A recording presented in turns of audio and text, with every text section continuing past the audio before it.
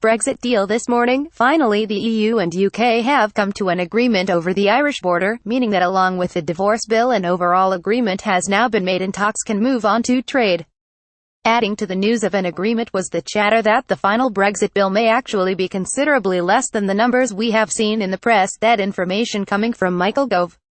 The news finally put to rest the first round of these negotiations, but a deal here is by no means a guarantee that negotiations over a free trade deal will go smoothly, and my bet would be a similarly arduous process.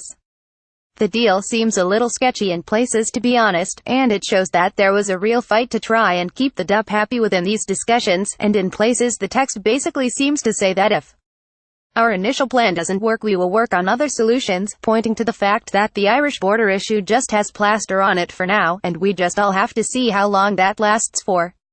Michel Barnier himself has said that a detailed deal is done, but there is still a lot of work that needs to be done.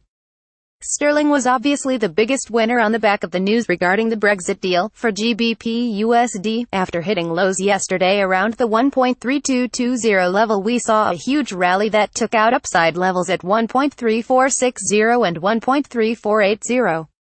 The new highs now up at 1.3520 bring into play the next resistance levels at 1.3540 and the major level at 1.3550, but with more headlines likely to come, and the key U.S. data out today, then we could well be in store for a lot more movement.